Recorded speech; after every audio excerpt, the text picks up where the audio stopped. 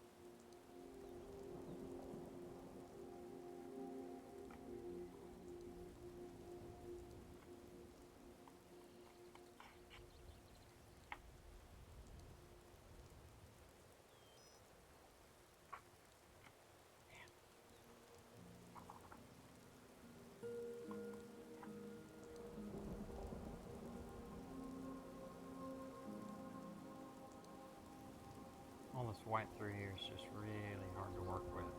I'm just kind of going blindly. This is where straight edge cutter would actually be extremely beneficial. I could get straight precision cuts off of it. I can see a little bit here on this back top side. I'm going to kind of, some white I'm going to trim off of it just to get a little bit better look. Get some of that white off. That's it. Yeah, that looks good. Here you go. Let's see if it fits. This end here, I'm not sure how much is going to need to be there, but I'm going to go ahead and just trim as needed. Let's go ahead and get this case open, make sure I get it the correct direction. Typically, it's going to be set up like that, so I'm going to turn it over. This will be the front here, this will be the back side, where you can see the game cartridge is here. Let's go ahead and just lift up this cover and see if it's going to more than likely, I think, be too much. But I want to kind of go ahead and just kind of squeeze it in here and see how it looks. Let's see how much we need to trim off here. I'm going to have to make some guesstimate cuts, more than likely, if it's too long. Let's see here.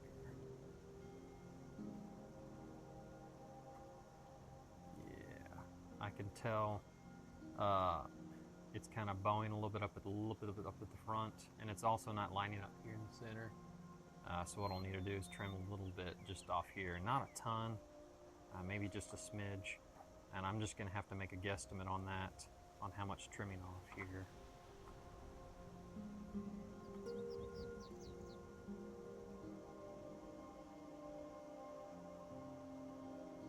I'm just going to have to try and be as straight as possible. I don't recommend doing this with open hand scissors. Like I said, I recommend just using a straight edge cutter. You can get those like at your Hobby Lobby shops or even just on Amazon. I'm going to get one just because of the fact that I'm probably going to be doing this a lot, not just for collecting purposes, but for also I'm going to be creating my own actual physical game collectors, like you could say it's almost like signed copies per se of my own products. If I go to like a Comic-Con or some kind of conference, then that way I have some physical copies to sell myself, because I'm not sure, this really all kind of boils down to if I actually get a publisher or not for my games. But right now I currently don't have one, and that way if I'm at some kind of conference or something, or somebody wants a physical copy, I can actually sell a physical copy. I do plan eventually, if I get approved on some of my projects, to release on GOG, but I do not have that yet. Yeah, I can tell I didn't really cut it very straight because I'm not able to get this. And you can still see a little bit of white on this top section here.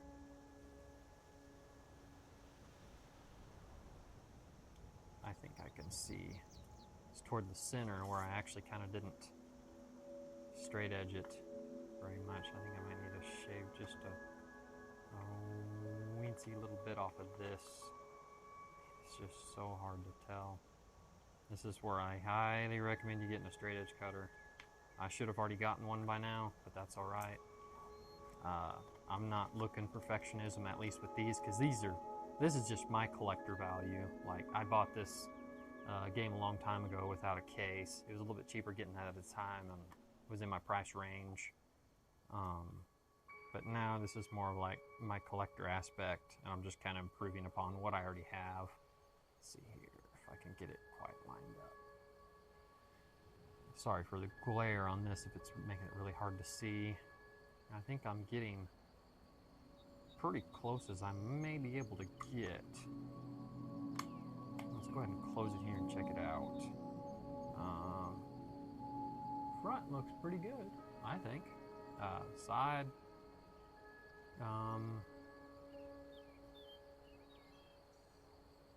yeah, I think I can adjust it up a little bit higher. It's kind of protruding out the bottom a little bit.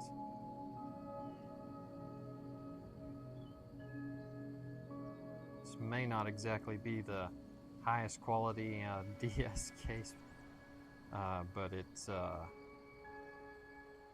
definitely functions for the need, that's for sure. It almost looks like my print's almost a little bit bigger than this slip cover, which is fine. I just need to get this as close as possible on this edging. That's usually what you got to do the most, but I'm pretty content with where it's at now. That looks about as pretty close as you can get to original, an actual case. You can see here, and you too can tell the quality of this inkjet printer is ultra glossy, 8.5 by 11. Like I had mentioned earlier, I would definitely recommend you actually getting legal size instead of using 8.5 by 11, because then you'll have a lot more length to work with on these prints.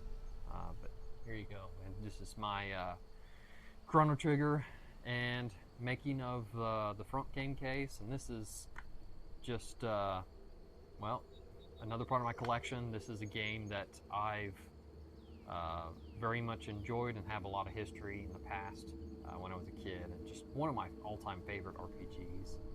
And I just really kind of wanted an actual case for it, and so I decided to go ahead and just make one. Thank you for watching, and as always, be positive, be creative.